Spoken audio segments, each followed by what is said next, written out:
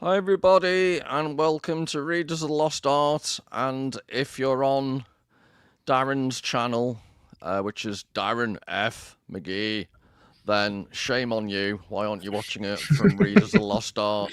Because I've got a nicer accent than you, Paul. That's That's why. true. You've also got a nicer personality, a better disposition overall. Or maybe I have a personality. No, I have a personality. It's just demonic. It's a bit Frankensteinish. He's Victor. Right, shall I introduce Stu Gore? Do you want to introduce yourself? Stu Yeah, Gore? I'm Stuart. I help Paul keep it all together and occasionally make him corpse. And James, do you want to introduce yourself? Hello, yes, I'm James Cox. I've got a channel on YouTube called Coxie's Making Videos, and I talk nonsense about Hollywood and occasionally talk nonsense with Stuart and Paul about literature. Yeah, and please, careful how you type in Coxie's Making Videos. Your partner may have a row with you if you get the wrong channels back. And just to give a quick plug, I did a very deep and ponderous dive into Frankenstein and Prometheus on my channel, and I'm going to do one on Jane Eyre and Frankenstein. I think the working title is Jane Eyre, the Bride of Frankenstein, ?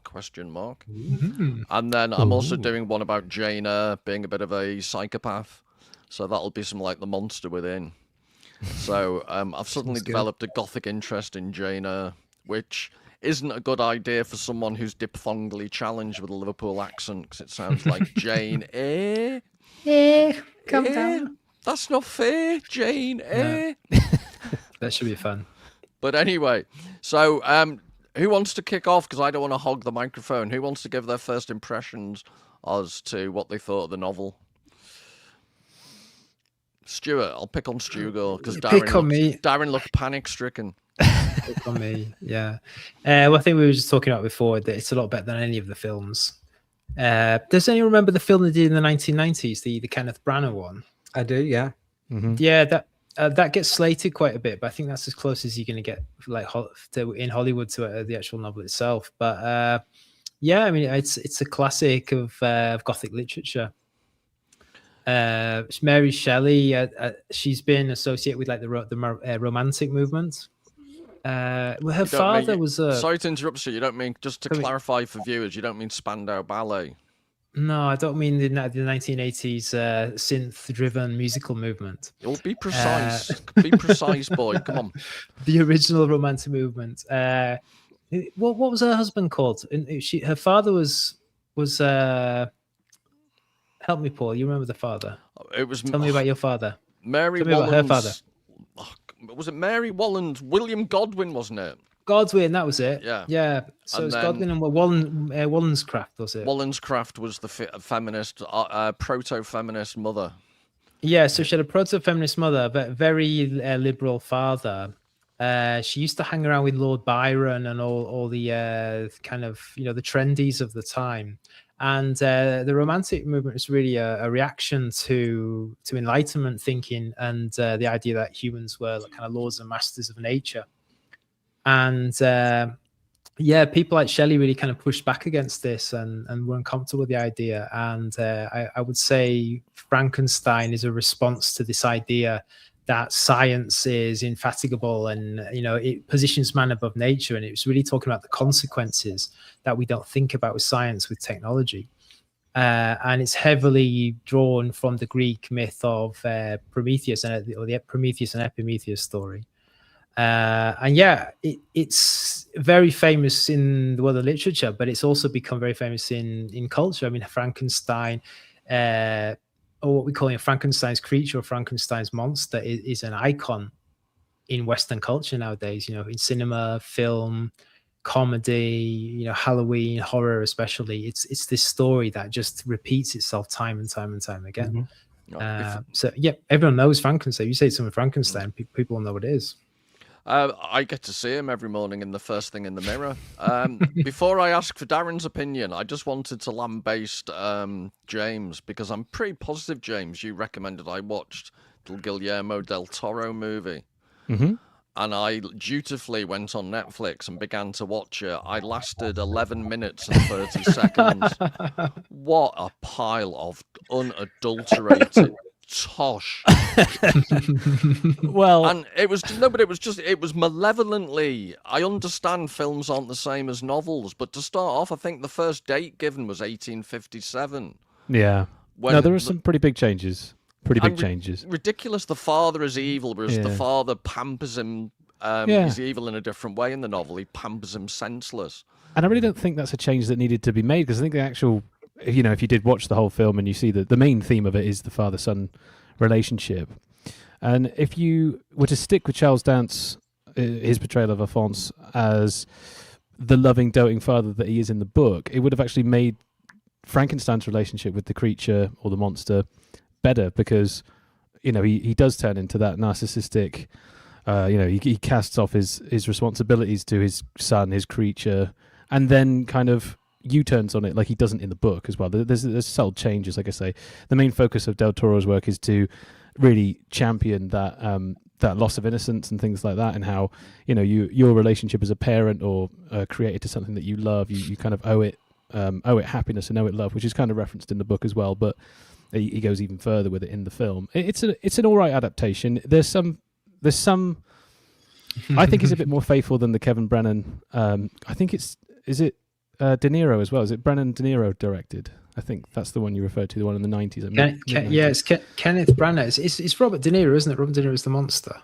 Yeah, I think so. Yeah, I think the monster in Del Toro's work is one of the finer of the monsters. He's more eloquent and more intelligent, definitely more than the sort of the 30s remakes and things and things like that, where he was just like a mute that was just violent for no reason, which is a complete turn away from the book. So I think Del Toro did okay, but yeah, there's some changes in there. Like William is Frankenstein's younger brother, is an adult, and he basically assists Frankenstein. What I don't like about Del Toro's film is that everyone knows that Frankenstein is reanimating dead bodies, and it's like there's no shame in it. There's no there's no horror to it. So he kind of and I think that's a kind of a guilty. You can cast aspersion on Del Toro for that, because he always makes people fall in love with his monsters. And the points that almost gave me a brain aneurysm was when the captain of the ship very early on says, "Get me the blunderbuss." I thought, for God's sake! But it's like that change as well. Why did they make him Danish?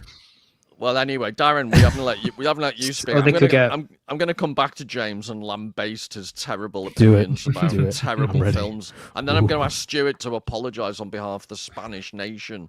Is Guillermo Del Toro Spanish? Mexican. I think, yeah. He speaks Spanish. He comes here quite often, though. Yeah, that's enough for me. Anyway, Darren, we haven't let you speak. Well, I watched the Netflix version as well, and I think that in movies today, there seems to be this idea that villains, if you want to call them that, all seem to need to have some kind of PTSD backstory, because they're not really bad people. It's just bad things happen to them. No, that's I think they're that's the HBO effect. Yeah. But the story itself, you're all right. It is very deeply ingrained in our culture. We all know what it is. We all know immediately whenever we hear the name. For me, the story, it's a very interesting story. It's a story of really unchecked ambition, which you often see in even later science fiction work, H.G. Wells and so on. It's a tale of obsession. It's a tale of what happens when someone pursues something relentlessly with this obsessive drive. And it's very common, something that's very rarely talked about, whenever people have this drive for something, and once they get it or they achieve it, it's almost like they despise it. That's something that happens quite a lot. It is also, if you think of the monster, if you were looking at it through a Jungian lens, the monster, the creature rather, it's like a rejection of Victor's shadow self, all the parts of him that he despises, that he rejects. And if we were to look at it through one of Paul's favorite lenses, a Rogerian lens, it's the difference between the fantasy, the idealized, and brutal reality. So I think there's a lot of different things going on within the story. Yeah, can I just pick up on what you said? I don't want to overshare, and this isn't a projection. Allegedly, this is what Stuart told me.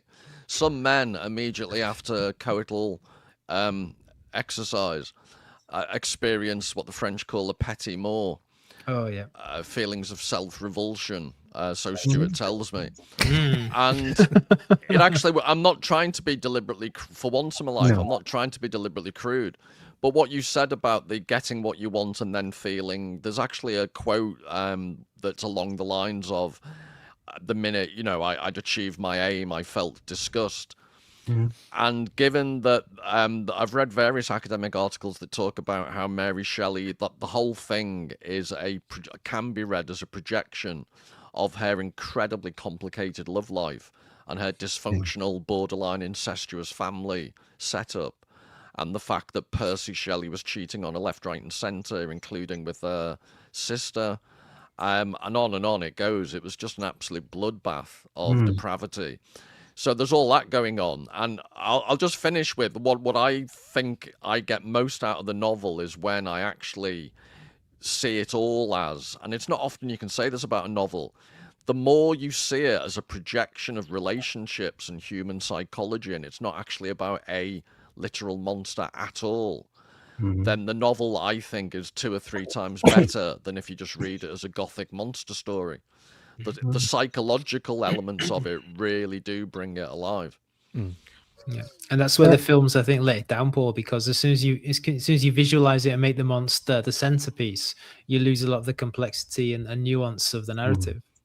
I think it's also the way that the novel's written as well, because I've just finished rereading it for this, and it kind of reads like someone going through manic depression as well. It's a very manic depressant style of writing, because it's almost down to paragraphs. So one paragraph will be almost positive, and then the next paragraph it's completely negative, like someone literally going from those polar opposites of like, oh yeah, I went down the mountain and it looked all right, and then all of a sudden I was overcome by the dark cloud that just blew by, and I realized, I've just messed everything up and I've killed all my friends and stuff. So it's like it reads like that as well when you actually read through it.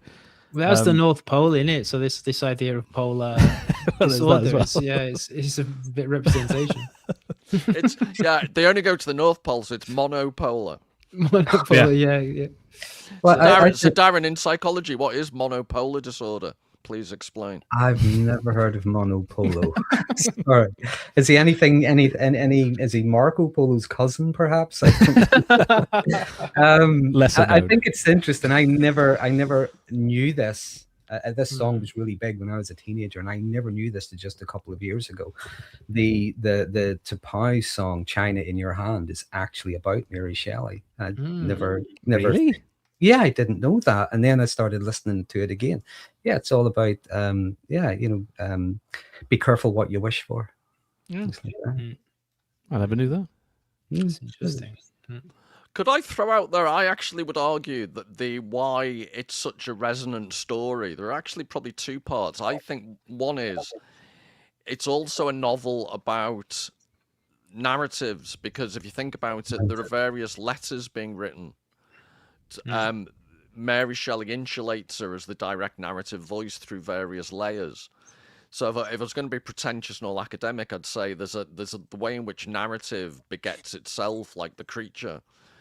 Narrative has a life of its own, and I think in the introduction to the 1831 edition, Mary Shelley ends her introduction by saying, "And I will let my progeny go forth," and meaning the story about this self-begotten creature. So I think that's interesting, and that's why it keeps. Apparently, I think it was within the first 5 years of it being published originally in 1818.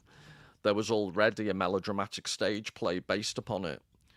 So right from the get-go, it isn't a modern thing, all these constant bad versions of it. It happened within Mary Shelley's own lifetime. The other thing I'd throw into the mix is, I don't know what you 3 think about it, is the extent to which it's got such resonance and it's such a profoundly popular story, because the creature speaks. The creature has a voice. And that is surprisingly unusual in Gothic type, horror type. It's not just this amorphous, non-vocal monster. It's actually a monster that in some ways is more articulate than Victor Frankenstein himself. Yeah, it's a likable monster, really. We can identify with Victor. You know, the supposed it's like the anti-hero. Victor, in a traditional Gothic story, he would be the hero, but he's not the hero. We don't really resonate with him. He's a deeply flawed character, but the monster is physically deeply flawed. But then by the end of the novel, it's very articulate. So it's interesting, Darren, you mentioned before, like Jungian psychoanalysis. It is this like integration of the two sides. Integrating the two. The shadow is the parts of us that might be unacceptable to others, but we find them unacceptable ourselves. And if you think of all the work and effort that Frankenstein puts into the creation of this creature, you write something about the movies earlier. You know, I'm reanimating the dead, and people are going, "Oh, fair play to you." You know, yeah, nice. You know, it's you know, that kind of attitude. You crack on, yeah. Yeah, good for you. Float your boat, buddy.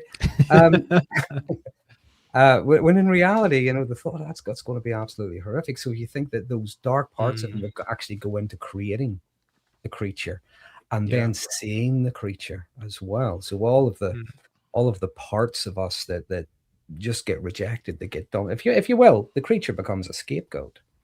All of the parts of him that he just wants to hide, he wants to get rid of. And I think it's interesting that if you look at it as the scapegoat, that scapegoat actually develops things like empathy. It learns, it reads, learns to philosophize and things like that. I think that's a very interesting concept as well. It's that birthing idea, isn't it? Like Frankenstein reanimates corpses, but quite literally, it's almost like he, you know, the creature is his son, who starts as that childlike mind, like you say, and then, you know, through need and want, the creature betters himself, and you kind of go on that journey with him, and then, like Stuart said, you go with the monster on that. You know, you kind of go, okay, I'm on your side a little bit, and it does feel it's a dark world that the monster finds himself in, and in his immediate, you know, memory that we hear in the book is that he falls in love with the sun and warmth and things like that, and he has that childhood innocence that just gets completely destroyed. And I think that's why he's such a resonating character, is the fact that you kind of have that journey yourself, as you know, going from a child to an adult. You do lose that light and that, you know, love of the simplistic things in life, and then you can feel vengeful to a world that is dark, you know. Could I also throw in the poignancy that a reanimated corpse has read at least 3 books, which is at least 2 books more than your average contemporary undergraduate. To be fair, though, an undergraduate on a Monday morning is basically a reanimated corpse. Well, the last time we were talking, you said you'd be hiding behind the curtain in the therapy room shouting, "Read Kierkegaard," you know. So. No, I honestly think a lot of, and it's one of the not very well acknowledged aspects of my channel, is that I really do genuinely believe that a lot of mental suffering is because people don't fully understand why they're so bloody miserable. So reading a lot of literature doesn't help you stop being miserable, but I do think it gives you insights into why you are so miserable. And on that note, I do think that Frankenstein, again, just to give a rather downbeat assessment, I think it's a really good, if you see it as one long extended metaphor for the dysfunctionality of relationships. I know I'm really cheering everyone up on a Friday evening, just before they spend a weekend with their beloved spouse or partner. But it is all about the dysfunctionality, and when you actually get the thing that you've created in your mind and you get it, you're suddenly... And I do think it's a very funny book in the sense that only I could see, you know, lots of humor in Frankenstein. But it is the way in which I think it's Mary Shelley's revenge on Percy Shelley and Lord Byron type figures, because she's betraying... I laughed out loud at certain parts through self-recognition of the obsessive, ridiculous nature of the male psyche. I mentioned on my channel, I went through, I learned to do sourdough bread from absolute scratch. I used a Dutch oven within the main oven. I had all these tricks. You use ice cubes to get a quick rise. You score it with a razor blade. I had a temperature controlled cabinet to prove it. You have to endlessly knead it if you do it the right way. So basically, to cut a long story short, I created really, I don't mean to boast because I'm not a particularly good cook, but I really did the archetypal. It wasn't some misshapen creature like Frankenstein produced. I produced a good-looking, divine loaf. And then the minute I must have had about 5 of them, and I just thought, oh, that's easy, and I stopped. Because there's this male thing when you've got something or when you can do something. Yeah. Where's the interest? Where's the North Pole that no one stood on before? Yeah, the challenge. When you open the oven. Yeah. When you open the oven, did you shout, "It's a rise"? Did you shout at one of your friends in your cellar, "Throw the third switch"? No, but that's me, Darren. It did lead to marital strife because you've got this. It was a cast iron Dutch oven. You've heated your domestic oven as high as it'll possibly go. So my wife's holding the lid of the Dutch oven, and I threw in the ice cubes, and then I'd shout like a sergeant major, "Lid on!" And if she did it too slowly, I'd start really shouting because you have to get it in the oven as quickly as possible. So maybe that was one of the reasons to stop making them. It was just too stressful. Just a faff. Your house just does not sound like the Terry and June show at all. It really doesn't. No, it's actually, Darren, I take offense at that. It's like Terry and June crossed with Tenko. And for those viewers who aren't familiar with British television from the 70s or 80s, it was it wasn't a sitcom, it was a drama based upon, I was going to say it was a drama based upon prisoners of war in a Japanese concentration camp. Tenko. It's only good fun. Yeah, and that is domestic bliss. But there is something in that, Paul. Whenever we're trying something new, we're learning something new, and we're trying to achieve something, we're striving something. You think of the dopamine we get whenever we are even in pursuit of it. But it's once we get that, it's what happens then. We've already achieved it. We've already accomplished. How many times would you want to climb Everest, for instance? Well, I believe also that Mary Shelley, obviously throughout the book, it's about rejecting your offspring. And Mary Shelley, I think Percy Shelley, she had a child that died after a week or 11 days. That was a girl, and Percy Shelley wanted a boy. And so right from the get-go, even before it died, he was like really disappointed. And then when she lost the baby, he showed zero sympathy. So there are, and I won't go into all the complexities of the myriad relationships going on at the time, but it's pretty obvious to see the book is all about Percy Shelley and his inability to basically be a good father. There's grief, there's abandonment, there's creating life, and then fleeing in horror, that sort of thing. Yeah, to develop on that bad father aspect, if we go back to the original Prometheus and Epimetheus myth, the Epimetheus character, I was saying to Paul the other day, I find the Epimetheus character maps better onto Victor. But both archetypes map onto the monster and Victor at the same time. But I think the Epimetheus one's interesting because if you think of Prometheus is associated with foresight, he thinks before he acts, whereas Epimetheus is associated with afterthought. So the reason why Prometheus had to steal the fire from the gods was Epimetheus forgot to give human beings any essence or quality, so they're essentially naked. So both Prometheus and Epimetheus were charged with, they were like the original, brotherly, all male couple, because this is pre-Pandora, so man was literally man at this point. There was no woman, and they forgot. Well, Epimetheus forgot to give humans being like any essence. That they were like basically naked. They had nothing. They had no abilities. Animals had fur, claws, ways to defend themselves, but humans were completely naked. And this is what we see with the monster Victor. He doesn't have any. He doesn't have the foresight for a start. See.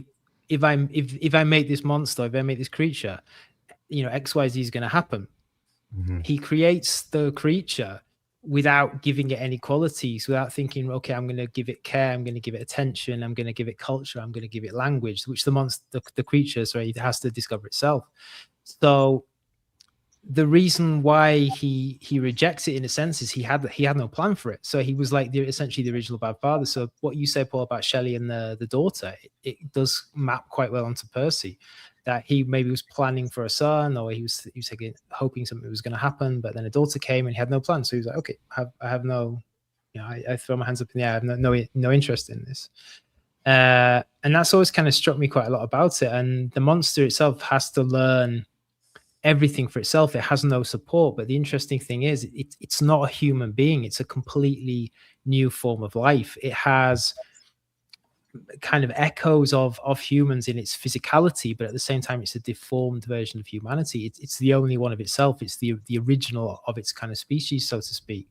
So it has no background, it has no kind of tertiary memory, no external memory. So it's interesting that the books it reads, it's not books from its own type, it's books from humans. And we can probably talk about it later, but the 3 books that he reads are all about rebellious heroes, essentially. The fall of Satan, Paradise Lost, etc., etc. So it learns what it is without having any kind of input or choice over it, because the father, the person who should be giving it, in an ideal world, who should be giving it knowledge and should be saying, this is who you are, this is where you come from, this is what you're part of. It doesn't do it. So it's the ultimate fatherly abandonment, and there's no other parent to take care of it. Well, I wonder, just as you're saying that, what was coming to mind is, you think of Victor, who pretty much wanted for nothing, spoiled rotten. There's no consequences for what he does. So, if you will, he's living on this kind of happiness treadmill or whatever. I don't even know how to use that. He's like the original spoiled brat, really, isn't he? Yes. Yeah, the whereas the creature that he creates, again, looking at the difference between the fantasy, the idealization, but not recognizing the responsibility that's coming with it. So the creature is now left with unmet needs. Yep. Whereas with him, every need is being met. He has no concept of going without, or perhaps responsibility is a better way of putting it.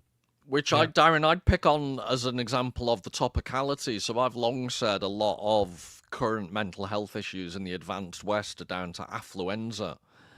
And you add to that the concept of absent fathers in our society, and how much more prevalent than it ever has in Western society historically. And I do think it's an incredibly prescient book from that point of view.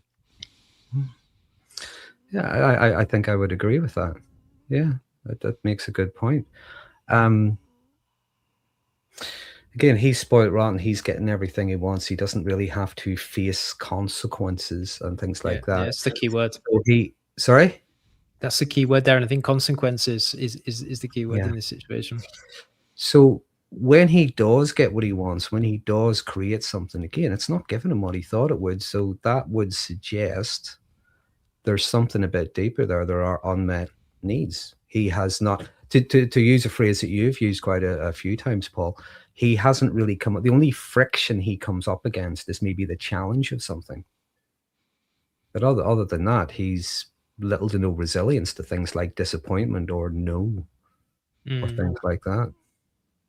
Well, that maps onto your point, Paul, nicely. This idea that Shelley was critiquing men in the sense that they pursue these lofty goals, but a lot of the time they don't really know why. So it's correct that sometimes we need to look at, are there any kind of psychological issues based on previous relationships or current relationships? Is there anything that's happened in the past of this person that makes them feel like, I need to be the best, I need to win, I need to be the top? But at the same time, I think Shelley's also making the point that from her reading, that men just have this innate need to do something, to build something, to be active, to be moving, and they don't often think about the consequences of what they're doing. And if I could just segue neatly in, because City Emigrant asked a question in the comments about to what extent, I'm just trying to find it again, about What do you think Shelley is trying to say about science with the character of Frankenstein and his monster? My short answer would be, of course, science is relevant. She's critiquing the particularly male scientific attitude about certainty and wanting to control nature. And I don't know whether you later on want to develop this point, Stuart. I think you know more about the whole Gnostic stuff than I do. But the way in which the North Pole is presented as this white light, this place of sheer whiteness and sheer absolute loneliness. But interestingly, at the very beginning of the novel, and I think people forget, Robert Walton is like another foil for Frankenstein, Victor Frankenstein, because he shares some of the obsession. He said he wants to go to the North Pole for scientific reasons. He wants to go to discover the secret of magnetism. Yep. So Victor Frankenstein's all excited by the notion of electricity. Robert Walton's all excited by the notion of magnetism. So yes, I'd say clearly science and men's attitude to science is a major theme. But again, I'd repeat my point. That to me is less interesting than the psychological aspects of the novel, which do relate to the scientific. Because also Robert Walton, he talks about going to the North Pole as like a little boy on his boat with his friends. And that made me think that even when men are being at their most advanced scientific and most intellectual, they don't leave behind this little boy level of curiosity. And they can, as is shown in the story, they can get bored like a little boy with science. So they don't take on responsibility and all the things, Darren, you were saying about consequences. Yeah. And I don't mean to genderize it too much, but there is, I do think, I get, speaking as my lived experience as a grumpy old man, I do think there's a uniquely male aspect to technological obsession and nerdiness and an inability to balance it out with more human aspects. Yeah. How do you feel about Felix as a character then? Because I got to admit, it's the least favourite character for me because his story just seems to be thrown in there. Just feels that way when you read it. But obviously, he's the one that the creature learns most from is his father, the DeLacy. Yeah. But Felix, he's just a depressant because he's waiting for his love affair to kind of come together. But it just seems like a throwaway character to me. the idea of Felix.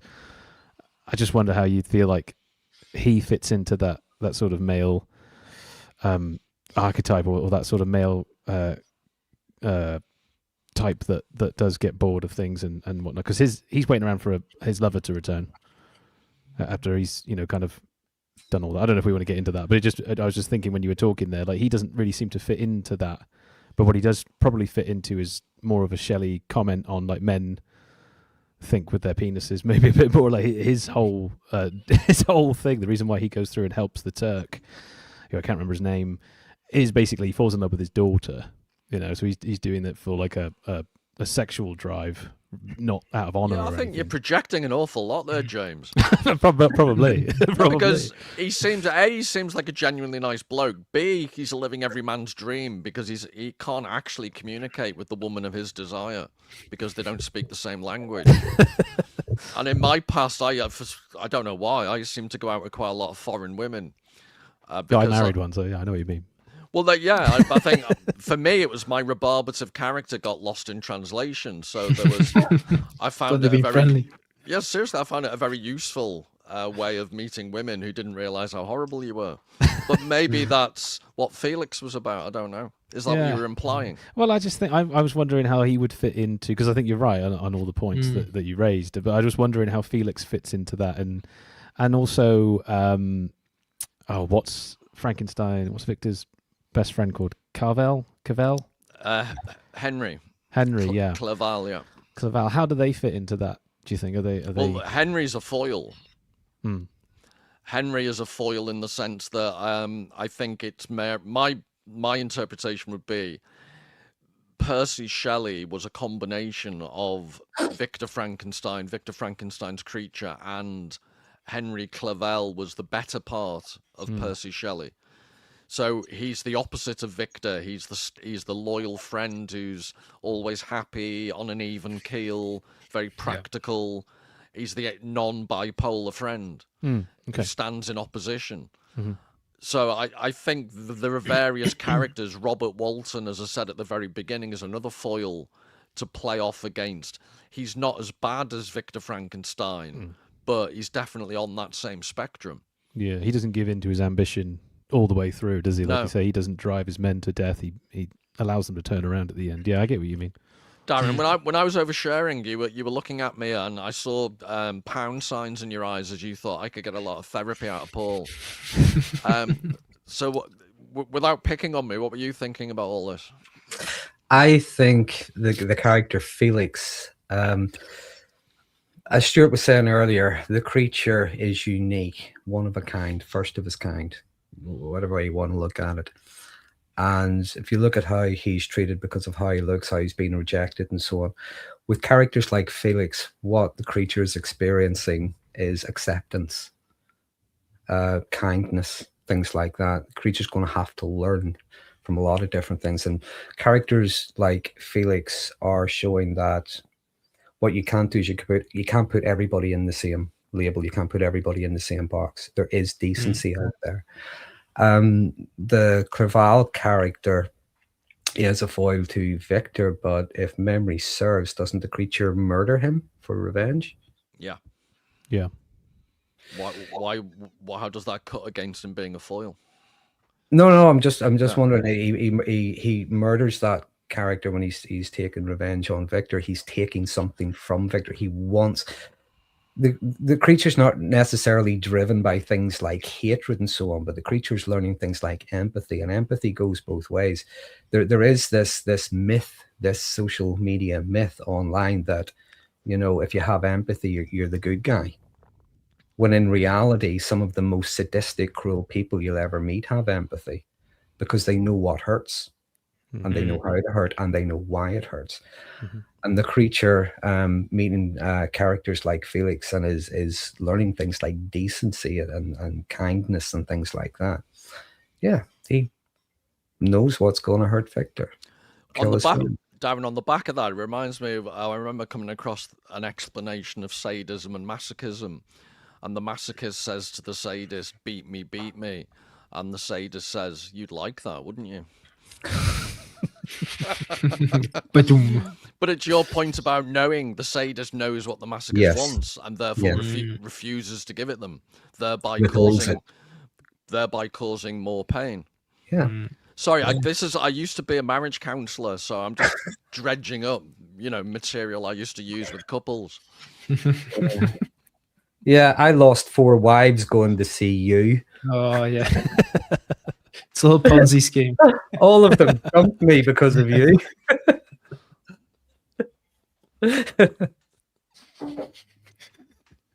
But anyway, they're just my You can't go back for more, Darren.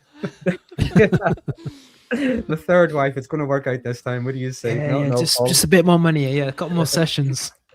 But I think that's maybe what characters like Felix are serving in the book, to show things like the decency and the kindness for the creature to learn, but also learning what hurts and why it hurts. Could I push back, Stuart, on your notion that the monster is deformed? Because literally he is. But one of the ironies is that the only people who show him kindness, Mr. DeLacy, is blind. Yeah. And isn't there somebody else who's blind? My memory's gone. But the idea that you can't see, and that they're the only people that give him the time of day, which I think Mary Shelley's arguing that people are deformed psychologically. And all the way through, he's being based, looks are being judged. Judging the book by its cover, isn't it? Yeah. Yeah, and that is, admittedly, I've got a slight sympathy for people like Felix who, had an aggressive response given this. It's an 8-foot bloke it's not just the fact he's an ugly, fugly bugger. It's also he's superhumanly strong. So there are implicit threats and so on. But I do think it is all the way through. Mary Shelley's making barbed comments about human nature. No, absolutely. I mean, the visual aspect of the creature is quite interesting, because obviously within the novel it's presented in a certain way, and we kind of, a lot of time we're presuming what it looks like from the description of it, being made from corpses. But it's quite interesting in the filmic canon how the visual aspect of the monster changes throughout generations. So if you think the first adaptation was the James Whale in 1931 pre-code, that's what's cemented. I think Universal Studios actually have that copyrighted, that bolt through the neck and the square head, the Boris Karloff makeup. And it's interesting that first version doesn't talk. And I read in some kind of film analysis that it's thought that the monster represents industrialization. So this kind of, this technical juggernaut, it doesn't speak, it's very mechanical, it's very machine-like, you can't reason with it, it's coming to get you. Because that's the version, it's the pre-code Hollywood version where he throws the girl into the water. There's a little girl picking flowers, and he's like, "Hey, who are you?" And he's just like, "Oh, get in the water." But then when we get the Hammer versions, the British versions, I think in the 50s, late 50s, that's when we get this grotesque monster with stitches, and I think it's Christopher Lee played in the first time. I think it's like up here. I think it's interesting. I was listening to a podcast a while ago, and they were discussing that. And when Hammer were making the movie, Universal were straight at them and saying anything at all that looks remotely like the Universal version at all. That's right. Yeah, come after them with lawsuits and stuff. Yeah, big time. Yeah, there's some big problems over it, I believe, but a couple of film theorists have said they think the 1950s version was a response to the Holocaust. Bodies, corpses. The aftermath of World War II. You get the gore aspect. You get this kind of abjection, and then obviously the Kenneth Branagh one keeps that, but we get more of he looks more of a human. We can relate to him a little bit more. But the Guillermo Del Toro version is very interesting because it's a very kind of almost like androgynous, Yeah, sorry, Stuart, but can I just vent now? Jump in. Yeah, please. You're just goading me now. The Guillermo Del Toro one looked like he was in a boy band in the 80s, the New Romantics. He's like a male model. Blue Men.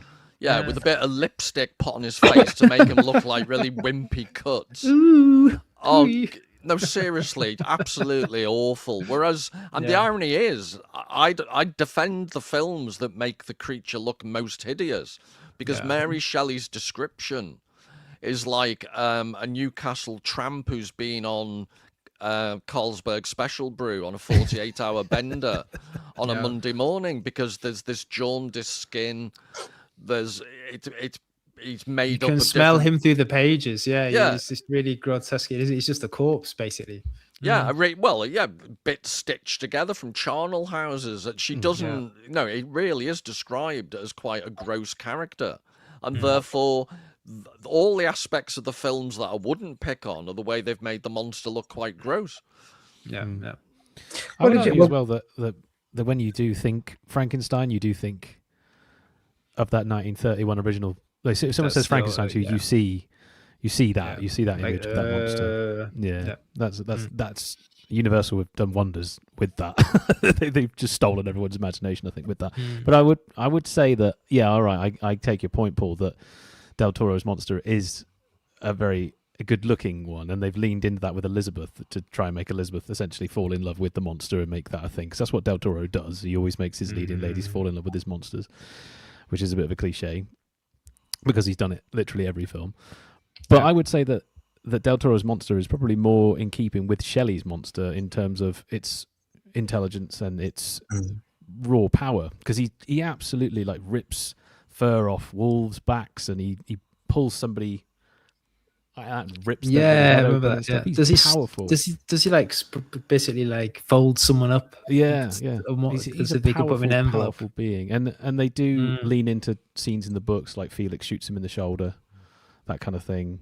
That happens in Del Toro's. I think Del Toro goes too far because he starts, literally quoting Prometheus and stuff to try and use that as a skin to justify the gore. But I think his monster is physically how I would imagine Shelley would have wanted him portrayed, because he he's terrifying. He's powerful and he's massive. But yeah, he's too good looking by far. What did you make of again, going back to the Kenneth Branagh version, what did you make of Robert De Niro's portrayal of the creature? I personally love it. I think that's my favorite version. If we're talking about, I think the 1931 and the Bride of Frankenstein sequel are the classics. They're the classic black and white. I don't care too much for the Hammer ones. I think there's some of Hammer's output's really good, but the Kenneth Branagh, I think it was more theatrical, which I personally appreciate. I think the script was really on par, and I think his portrayal was fantastic. Yeah, but no, a lot of people don't like the movie. I don't know many people like it. It's panned online. It's got bad reviews, but yeah, I enjoyed it. I thought it was good. I liked the interactions between Robert De Niro's creature and the blind man from the Italy family. I can't. What do you call the actor that did him? He voiced Rhubarb and Custard. What do you call him? Yeah, I'll find that now for you. But the interactions between those two, I thought, were really, they played off each other really well. Just to let you know, Incontinent Jay in Texas has joined the chat. Hey Jay. So I think he goes through periods of he doesn't really know where he is. Richard Bryars.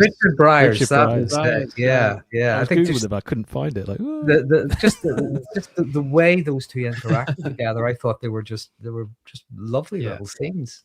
I've got to remember. I'm trying to remember it because I haven't seen it for probably a decade, but I seem to remember I didn't like it.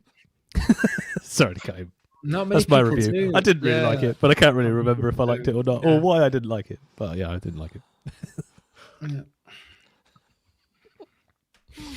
Sorry, that's a way to kill the conversation. No, sorry. I'm reading the comments, and our friend Incontinent Jay. I never know when it's a good sign of sarcasm when you don't know whether he's being truthful or not. He left me a comment on my last video, and I said, "Are you looking forward to the live stream?" And he said, "No, I've got to go to the urologist." So I think he's telling the truth. Legit, yeah. This is getting it sorted. Good man. Many men suffer in silence. I hope it went well, buddy. Genuinely. Well, no, now I'm offended, not in a pearl clutching type of way, but I don't believe that avatars and pseudonyms should be based on actual reality. So if Jay actually is incontinent, that crossing the fourth wall. Yeah, that doesn't make his pseudonym funny. That just makes it quite sad. Oh. So shame on you. Shame on you, Jay. I think we should publicly shame Jay. Good, Jay. Well, I've just seen a comment. I forgot that I can see comments too. I never think of looking at them, but I've just noticed them. And someone, Lizzie, has said, I think this is a good point. She says the fascination of good writing is in its multi-layered interpretation through time. Yeah. Well, can I just say, because I did say about the multi-layered letters, the I can't even say it. How do you say it, Stuart? The epistological. No, epistolary. The use of letters. I think it's called epistolary. Epistolary? I've just learned a new word. Yeah, it just means when they use letters. Yeah, when they use letters as a way of describing what's going on. Mm-hmm. So I think it's a very sophisticated narrative. I think the writing in parts is brilliant.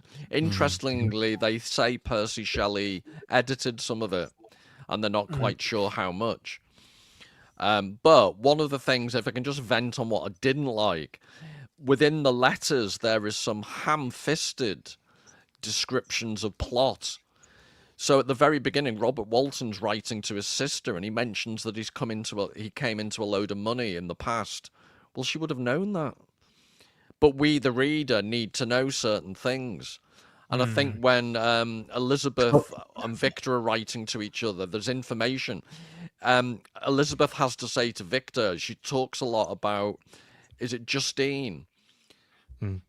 And then she goes, but of course you'd know because you grew up with her. Well, why are you putting in a letter, you silly woman? It's Netflix at the time, it's repeating the plot. Yeah, and that is so ham-fisted. I won't forgive Mary Shelley for that because she's such a good writer. She could have done better, so shame on her. Well, the thing is, as well, as you've got to remember that you're hearing that second or third hand because you're actually hearing it through Walter, aren't you? That's why I couldn't get over that when I was reading it. I was like, how does he know that Frankenstein, who's just telling him through memory exactly what was in this bloody letter? I think Stuart, too pickety.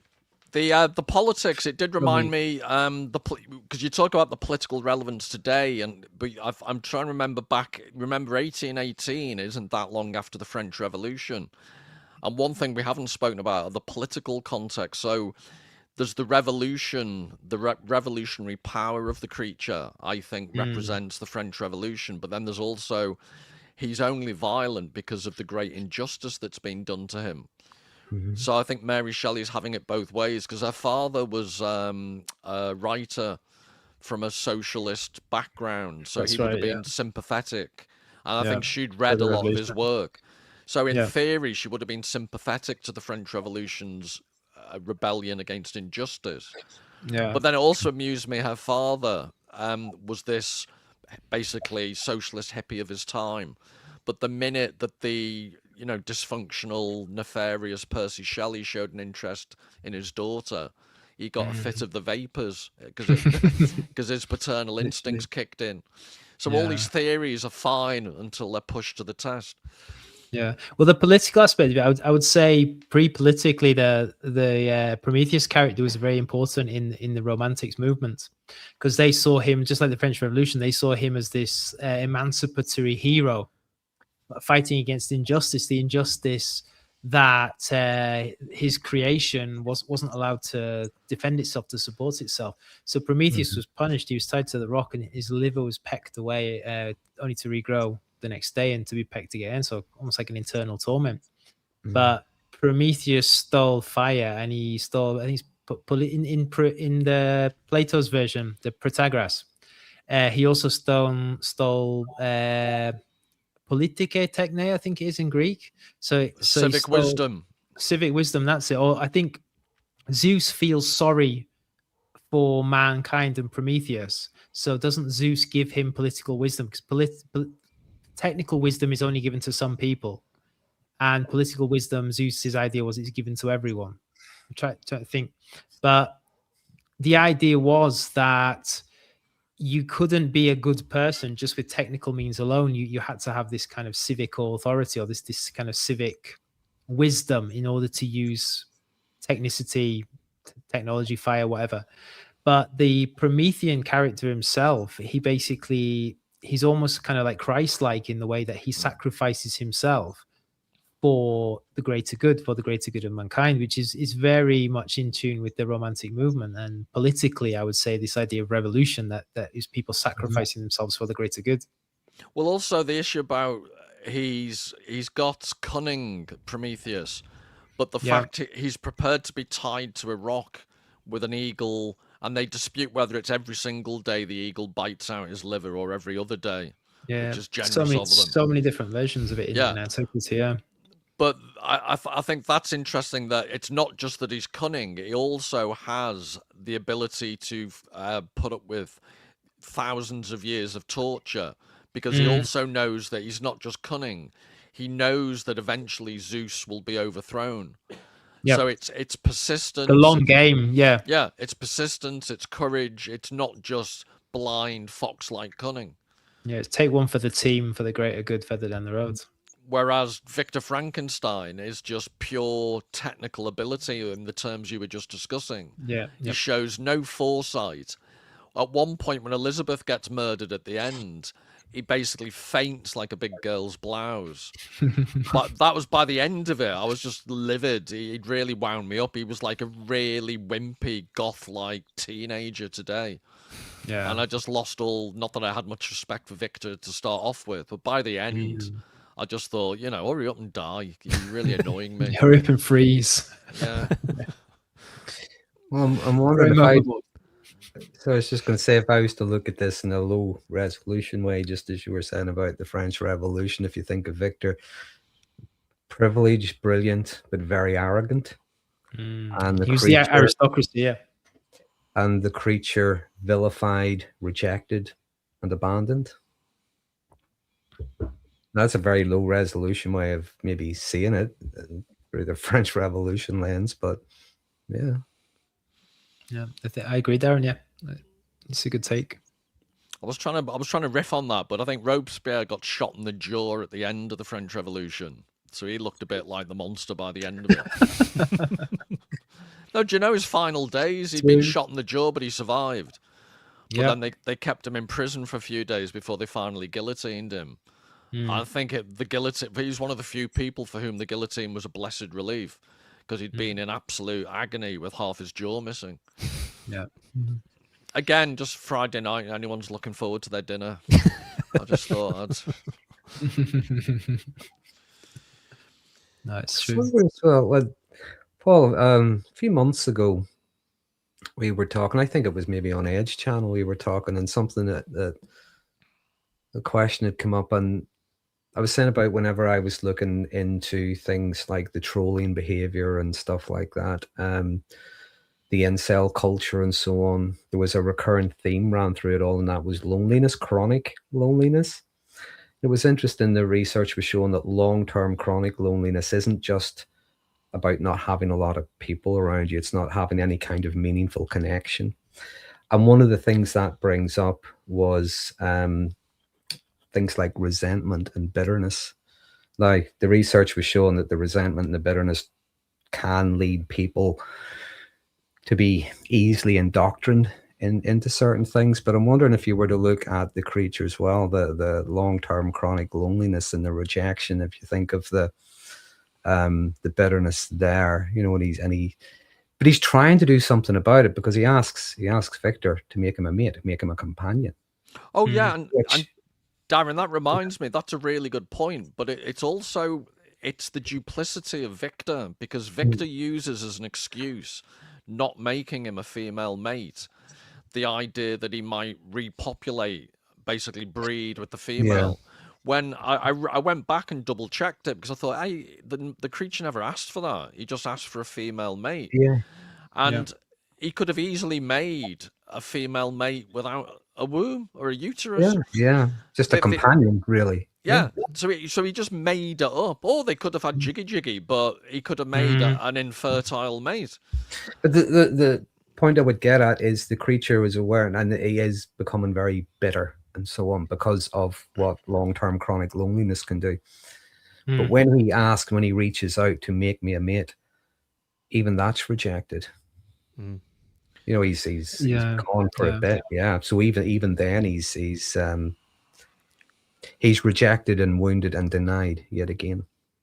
I think the books he reads, the books he finds in the old man's house is quite important, because if you think of Paradise Lost, it gives him this kind of narrative of like a theology of the fall or abandonment, the abandonment of Satan by God. So he gives this almost like kind of a victim mentality. There's no redemption at the end of it. So he's abandoned and there's no redemption. And the Plutarch book gives him kind of heroic ideals and this idea of a civic life, but he can't participate in it because he's not human. He's not part of that civic society.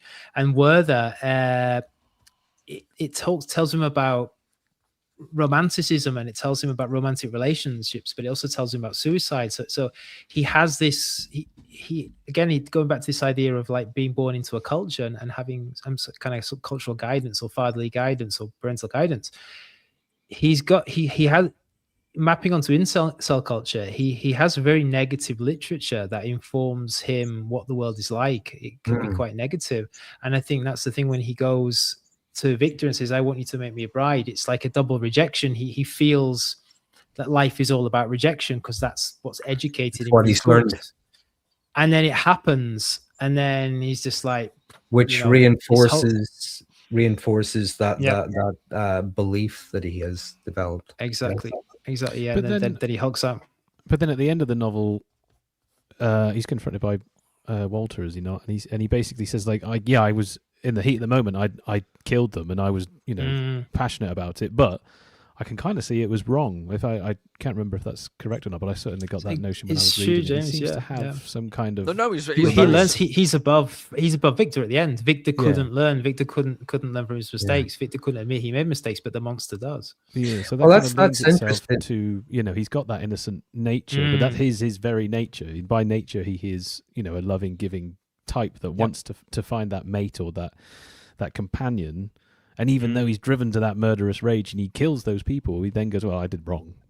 So at least he's got that. And I think that's interesting. The creator the creator, obsessive, just working on pure obsession and adrenaline and all that sort of thing. And yet the creature, which we call the monster, is the one that developed the conscience. That's right. That's quite a twist, isn't it? Yeah. To pick up on your point, Darren, about loneliness, I've been thinking about this recently, because it's fine when you do discussions like this. The chat's never particularly aggressive or dysfunctional, because the nature of the discussion, there are occasionally people who come on and are just offensive. But you and I have been involved in other forums where I'm leading with this is, what strikes me is the loneliness of our online culture.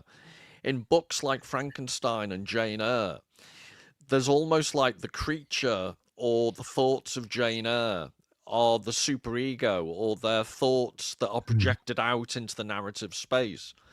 And it's how people processed notions when they read literature. What you've got today is a lonely society of people with false sociability online. And what you're getting is sometimes the nastiness, where I'm going with this is the nastiness of some of the comments. It's like the superego without any filters. If I put it to another way, it's not, I don't think it's the superego. I think what you see in a lot of the sort of like venomous comments and so on, I would suggest they're more like idiot outbursts. That's their unrestrained id. That's their instant gratification. That's their lashing out. That's their passion. That's whatever. And it's just unrestrained a lot of the time. Could it be both? Oh, yeah, could well be both. Yeah. Their superego was telling them that whatever it is this person's just said, it's bad. Oh, yeah. It's wrong, it's evil. Sorry, Darren, yeah. Why I made, but I'm not just trying to back my horse in the race. And why I think it's different is the id, you're completely correct, when there's just sheer bile. But sometimes it's actually quite reasoned in a negative way, but it's quite intelligent bile, which is why I'm leading to think that's more superegoic. Passive aggression. But it's almost like, my point would be that these type of, I think the superegoic excesses are made worse in our society, because ever since people have ever thought and had a sense of interiority, there's the id and the superego battling out, and you have thoughts, and thoughts are externalized and given back to you in various social settings. But we've lost, like in Greek tragedy, you're seeing tragic events on stage, and that's cathartic, and the chorus is taking on the role of the superego. But because literature is much less important in our society today, we have vehicles for pure id and superego that aren't filtered through these cultural forms at all. And that's why I think that it's a fascinating novel, because the creature is this physical manifestation. But I'm sorry to repeat myself, I find the novel much, much more interesting when I think of the creature as a psychological manifestation. And likewise, it's years since I read Jane Eyre, and I just read it again recently. And when I was viewing it, because everything's filtered through your recent experiences, because I was reading Frankenstein, it made me think, it's not often Jane Eyre gets compared to Frankenstein, but actually it's about inner monsters, and Rochester is a bit of an arse. Yes, but in quite a nasty creature-like way. And I think that gets, these things tend to be forgotten. And I think what the Gothic genre as a whole does, even I'm thinking of Mr. Jekyll and Mr. Dr. Jekyll and Mr. Hyde. I'm thinking of Dracula. There are these ways of this creature is a representative of something that just keeps going, which is another reason why I compare it to the superego. It's this never-ending, bit like me at the moment doing this monologue. It's this never-ending drony voice in your head. No, I think you're right, and it's when we do suppress, when we suppress something, it's not necessarily a bad idea, because we might have to suppress something in order to get through something. And you mentioned Rochester. Yeah, he's a bit of a dick. But sorry, Darren F. Magee, the literary critic, bit of a dick. It's after 8 o'clock on a Friday. I'm allowed to use language like that. Kids are in bed. But was he not being what he felt he needed to be? given the situation he was in. When we suppress something in the short term, it's not a bad thing in the sense that it helps us get through something. Like we might have to suppress our fear. We don't like going to the dentist, but we're going to suppress our fear of the dentist, because if we don't go, the tooth's going to get worse. So we suppress things. But when we suppress things long term, that's not healthy. They're going to have to come out in different ways. Now, I mentioned earlier on about, the creature being all of the parts of Victor that he finds repulsive and not acceptable. So he's trying to repress that. He's trying to get rid of that. We can't, unless we integrate those parts into us and we accept those parts of us and we learn how to manage those parts of us. They're going to follow us around and cause chaos everywhere. That's why, it's just come into my head. That's why whenever we get criticism, or you put something online and someone gives you a hard time, even if it's something passive aggressive or it's said as a joke, what came into my head, I'm going to share with you my favorite troll of all time. He was so good, I had to respond to it. It was wonderful. I don't normally respond. He was so good, I actually had to tell him how funny I found it. He'd went through a rant about what a horrible person I was, but at the end of it, he had it, and I can tell by your grey hair that death is stalking you. I had no answer for that. That just made my day. That was just, I mean, who actually thinks that's an insult? Well, Darren, just recently on another channel, someone put in the comments, who is that arse-faced Father Christmas? It's very accurate. I don't even know how I got onto this. Oh yeah, these parts of us are going to follow us around. They're going to come out. They're going to manifest somehow. And I think in the book you see that when he's coming back and he wants a partner, he wants some kind of a companion. He goes into murderous rages and things like that.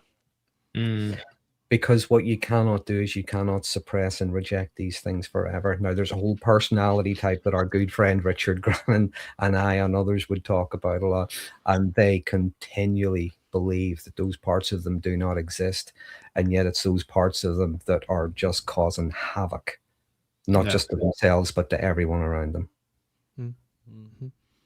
While I'm thinking, before, just in case we go on and we don't approach the topic, I was wondering what you all thought about the concept of AI and Frankenstein, given the rise of AI. Yeah, that's that. Well, I think that for me, it links up to this idea of something new. Like we have created something new that we don't love, we don't control, that can actually get ahead of us. But I think a lot of the talk about AI at the moment is this AGI stuff, artificial general intelligence. Now, Paul, you'll know Hubert Dreyfus, very, very influential. I think it was MIT. He was actually, I think he taught at University of California, Berkeley, and he worked at MIT for a bit. But he was the original kind of critic of AI back in the 60s when MIT labs were looking into AI. And AI now, this large language machines, generative AI, looks a lot different to what it is now. But the original AI engineers thought, okay, we can make artificial intelligence because we think human consciousness works like a machine. And it kind of linked a bit to like Wittgenstein, this idea that modes, like fragments of consciousness, the human brain works by processing symbols. So all we have to do is create a machine that processes symbols, and then we've created something that represents intelligence. But Hubert Dreyfus took Martin Heidegger and said, well, you can never do that because a human being is always already an embodied entity within a world. It interacts with the world. So it's not just about symbols. It's phenomenology, basically, how we interact with things in the world, how we experience the world. A machine can't do that. Now, AI's moved along a lot now, and generative AI is, it's creating more and more realistic simulations of what we think a human being is. It creates plausible responses that look human. I think our friend Richard Dawkins has recently said, he played around with a chatbot and he's now convinced this passes the Turing test. But I think Dreyfus's critique is even more pertinent today because as stuff you've done, Paul, recently, and Darren, you look into this as well, it's like we don't really know what self is. There's so many different theories of self. We don't really know what consciousness is. We have ideas, theories, speculations about it.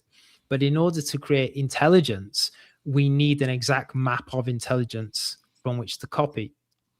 And I think that's why the Frankenstein novel, if we presume that this AGI stuff is possible, and we can presume that we can create a clone of human beings digitally, then obviously we have the idea that, you know, similar to what Victor experiences, we've created something there. Therefore, do we have a responsibility for that thing now?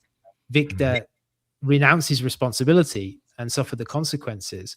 But, you know, do we have that chance to kind of basically do what Victor didn't do? But the argument is that AGI is still this. It's a pipe dream. We can't copy something that we don't know what it is. So I would say the novel is relevant if we presume AGI is possible, but I personally don't think it is possible. So well, could I give a different interpretation? I'd go on a different angle to what you've just done, but I think the crucial bit that you just spoke about was the embodied bit. Yeah.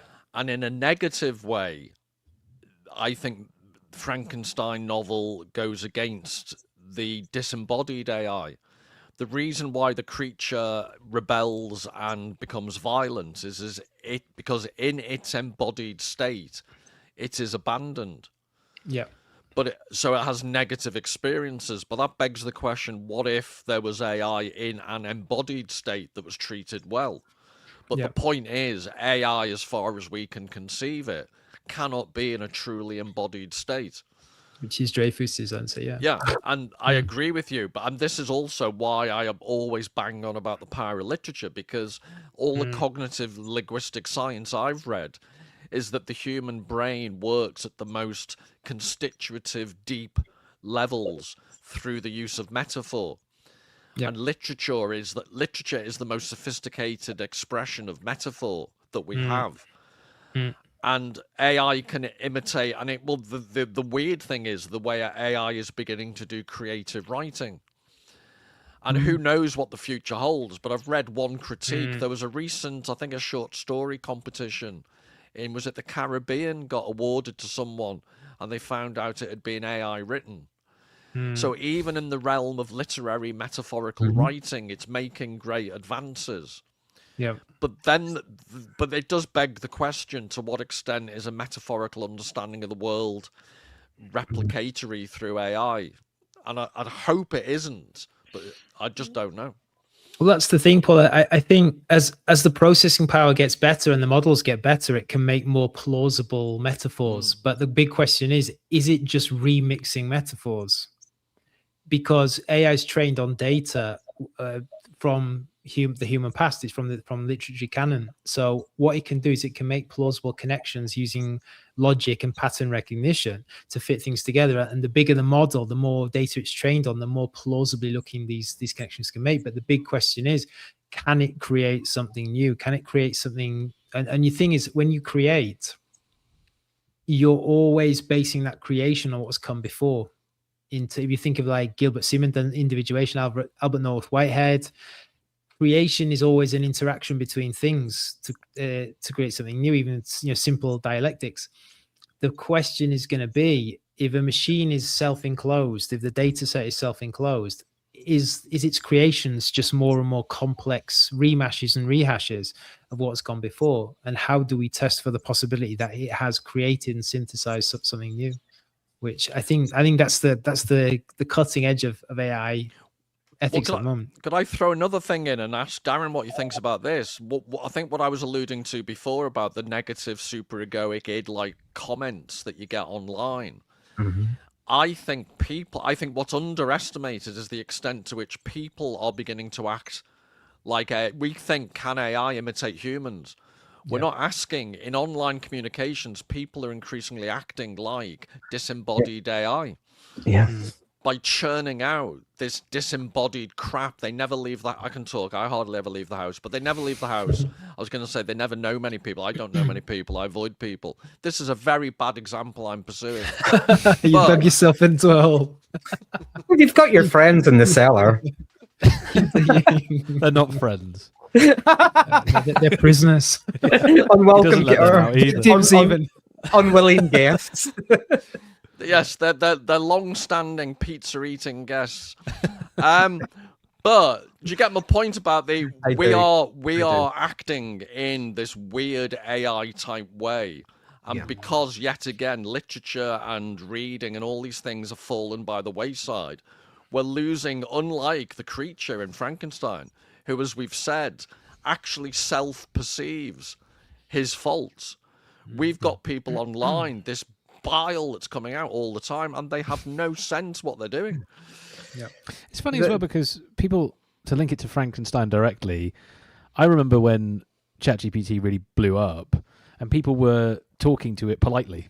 They were going, please can you do this?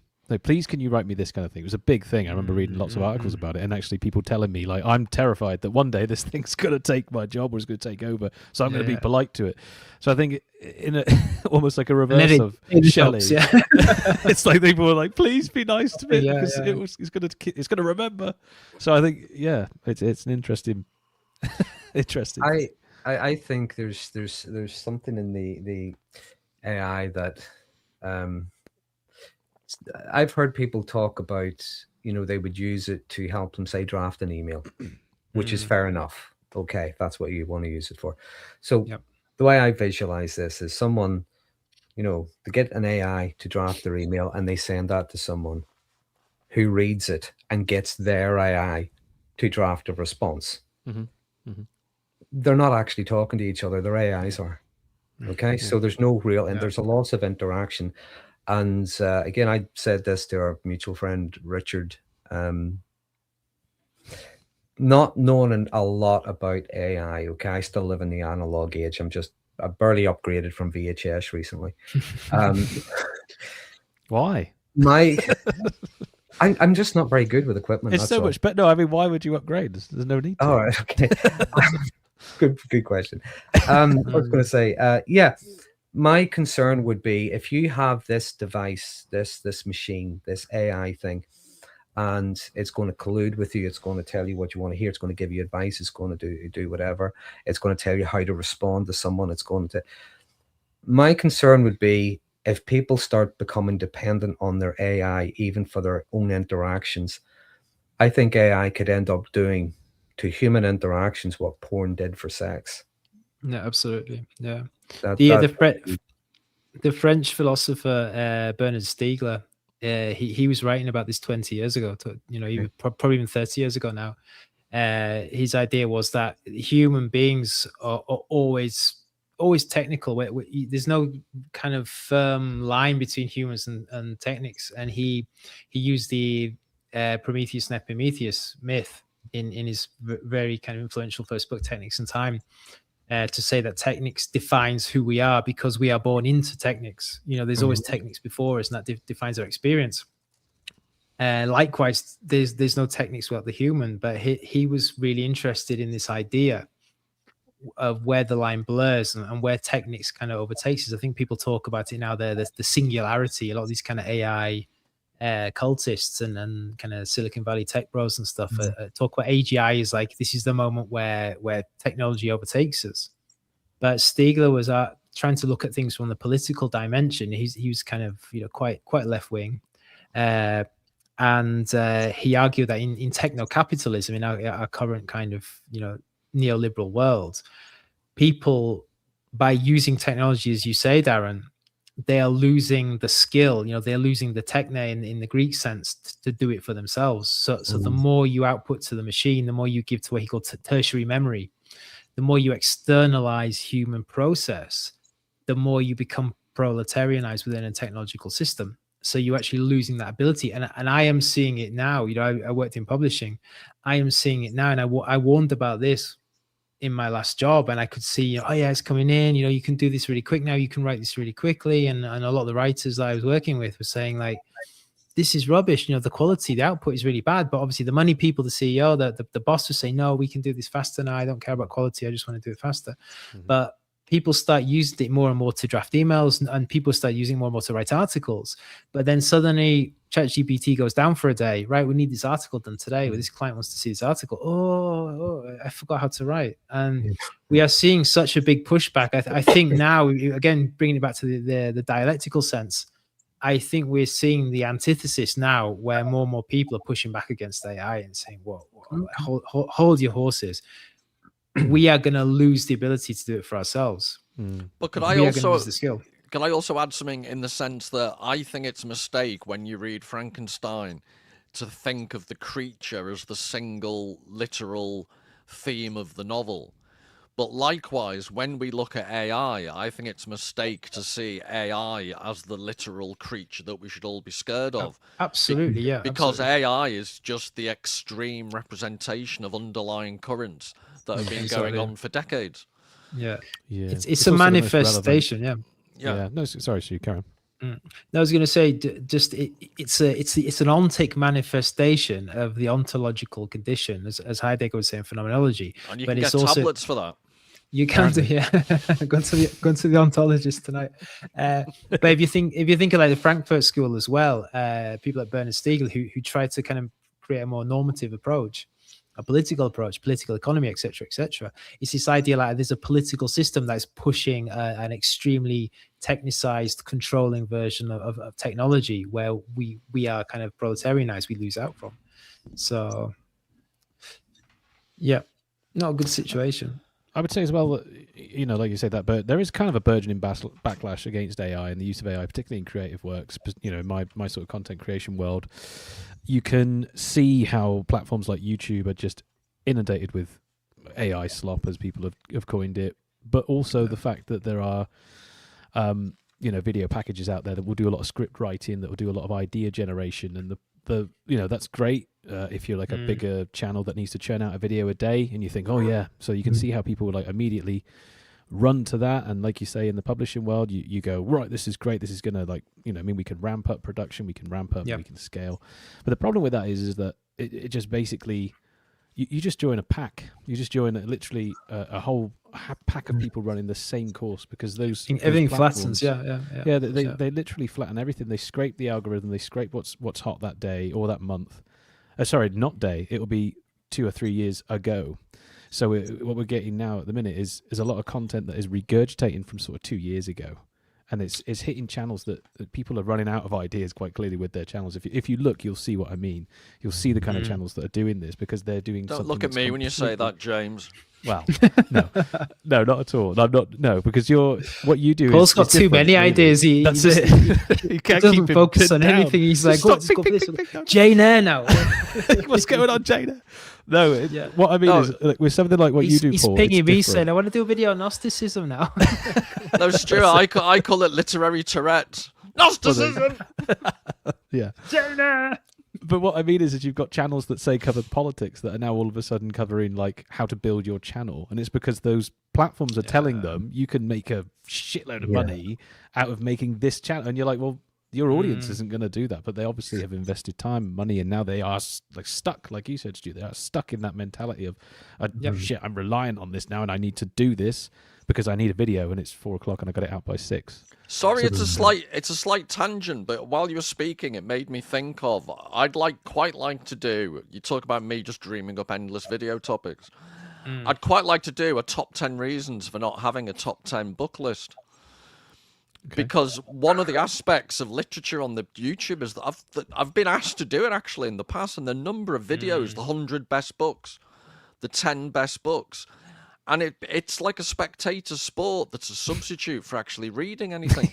Yeah. Well, that's YouTube in general, though, isn't it? Yeah, well, except, what I'm trying to do is like foist, incredibly dull, dusty books on people. But it's ironic that people have then said, why don't you do a 10 best? And it's the complete antipathy of everything I'm trying to do. Yeah. Well, you kind of do it, but you do it in a long form way. Yeah. Where you're like, read this book, and I'm going to tell you about this book. And then that's my top 10, or that's my top 1 of the week I'm doing. I get what you say. I get what you mean. Yeah. Or just hide behind the curtain and shout, "Read Kierkegaard." I'm moving away from Kierkegaard down. He's a bit Okay. he's a bit too upbeat for me. Okay. Yeah. But it's interesting, even just thinking of the AI, there's two things that come to mind. And they say pretty much the same thing, and they're poles apart. But one of them would be, Paul, you might have to correct me if I get it wrong. I believe it's the Voyage of the Dawn Treader. They find the guy in the boat. I believe, and they're saying, you know, he's all haggard and stuff, and he says he's just come from this place. It's terrible. It's frightening. He says, what's so bad about it? And it says you go there, that's where all your dreams come true. And they're all thinking this is absolutely amazing. You know, this is absolutely fantastic. You know, let's set sail. And he's going, no, you don't understand. All your dreams come true. You know, the really dark ones. But then skip forward to the 1950s. I've mentioned this before, Paul, that old classic movie, Forbidden Planet. The clue, what happened to the people on the planet? What happened to this Titan civilization that were wiped out overnight? And the only clue the guy has is monsters from the id. It's the only clue he has. And it turns out they had built this device. Let's say it's an AI. They'd built this thing that would give them everything they wanted. But what they didn't take into account was their own darkness. And as soon as they were all hooked into it, they wiped each other out overnight. Yeah. So the technology isn't bad. I'm not against technology. I no intent of going back to the 1970s. I remember how cold it was. So I don't want to do that. I like central heating, you know. I was going to say, Darren, except in your area, the only thing that kept you warm were burning cars in the middle of the street. That's true, I suppose. Okay, my accent is a giveaway. Fair enough. Okay. So I've nothing against it, but it's using these things with guardrails, I guess, is what I'm trying to say. Using these things responsibly. And I've used AI once or twice. What I've done is, if I'm putting together a video or if I'm writing an article and I might do it on someone's work, I put it into the AI and I say, is this what their research is saying? You know, it'll pick up a few things I've got wrong or whatever, and I can correct it that way. I wouldn't have the wit or the intelligence to tell it what I want to say and ask it to write it for me, because if I did, it would probably give me the story of the three bears or something. There has to be, you know, there have to be particular prompts and things like that. I wouldn't even know how to do that. But the technology, like any technology, isn't necessarily bad if it's used responsibly and with guardrails. Could I just tell you off, Darren, because when you were talking about the Forbidden Planet, I could have segued very neatly into the quote from Frankenstein, but then you witted on about AI and ruined the moment for me. No, but to be serious for a second, there's a quote in chapter 4. Mingled with this horror, I felt the bitterness of disappointment. Dreams that had been my food and pleasant rest for so long a space were now become a hell to me. And the change was so rapid, the overthrow so complete. It's exactly what you're saying about getting what you wish for. Yeah. Another way of looking at that, I'd say that sometimes it's the chase. It's the chase, but once we get it. Another way of looking at that, once we do something, once we achieve something, once we have the thing we've been seeking, again, there comes responsibility. Maybe it didn't fill that void within us that we thought it would. You know, the bright, shiny new iPhone or whatever, you know, it was fine for about 5 minutes, but we're still as empty as ever. I wonder is what you're talking about there maybe just buyer's remorse, putting all the effort into getting it, and once you get it, it's definitely what happened with Victor. Yeah, well, Darren, definitely got buyer's remorse. What you call the chase, I call a full basement. Get the nets out. Paul, have you seen Barbarian? That film Barbarian. Should I think it's your life story. I think it's a biographic film. No, Stuart, every time you say to me, Stuart, have you seen such and such a film? Something inside me dies, and I think, oh God, that's what Stuart thinks of me. What's Barbarian? We may never speak again. Well, here, I haven't watched your video yet on your thoughts on the Odyssey, so I will be watching that to see what you think based on even the trailer. It's coming soon, isn't it? Yeah. Oh, it looks awful. We were to. My dad's coming home. My dad's coming home. I thought, right, okay, I'm not watching it. You're all right. It doesn't matter. Well, no, it's when he runs into a battle and goes, "Let's go."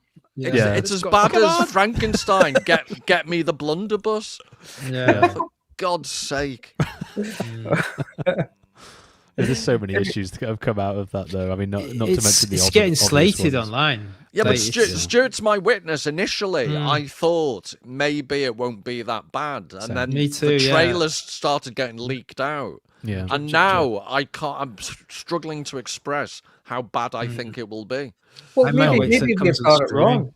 Maybe we've got it wrong. Maybe we need to watch the movie to see, because for all we know, he could be doing to the Odyssey what Mel Brooks did to Frankenstein. Maybe. No, you're true. Yeah. Almost certainly. It would be comedy. a fitting comedy. But Darren, could I ask you not to go against the spirit of this channel, which the whole spirit of this channel is to talk authoritatively about films we've never seen. Yeah. That's what I did at the beginning. I kept the tradition. So if you're waiting for us to comment on something we've actually seen, I think that's a dangerous precedent. I think it's going to be a travesty. I really do. And like, I made a video about just watching the trailer, and I gave it the benefit of the doubt. I think like you and Stuart, Paul, it was like, just give it a chance, see what they do. And when you watch something first time, you don't see the glaring issues. Then you watch it back like 2 or 3 times, and you're like, how did I miss that? How bad was that? Like the whole CGI comment I made. But then I wasn't even looking at the actual like armor and stuff. It's like, it's the Bronze Age. Where's the bronze? They look like Dark like Souls like characters. Yeah. Those silver bosses, like the Victorian longship. Yeah, but none of you are addressing the really pressing issue in the Odyssey, which Stuart identified disturbingly early on, which I look incredibly like Matt Damon in one scene. He is Matt Damon, yeah. You look like Matt Damon. Yeah, Matt Damon, like strung out on the Sunday morning after like 5 Guinea.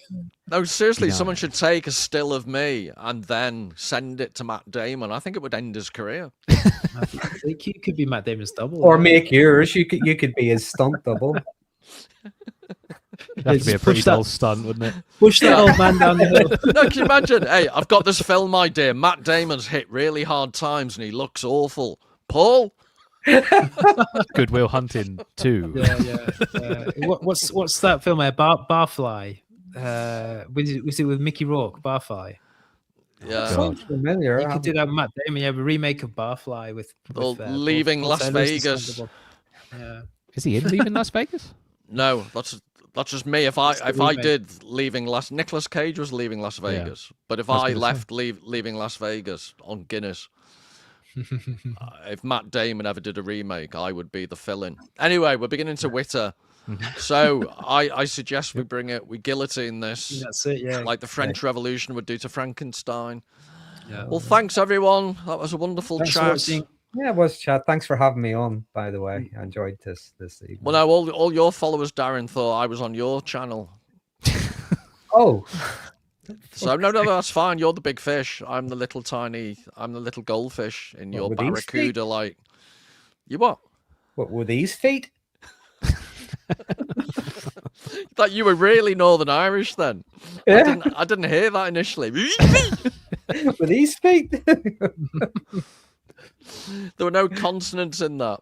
No. Right. So bye-bye, everyone. Pleasure. Bye, everyone.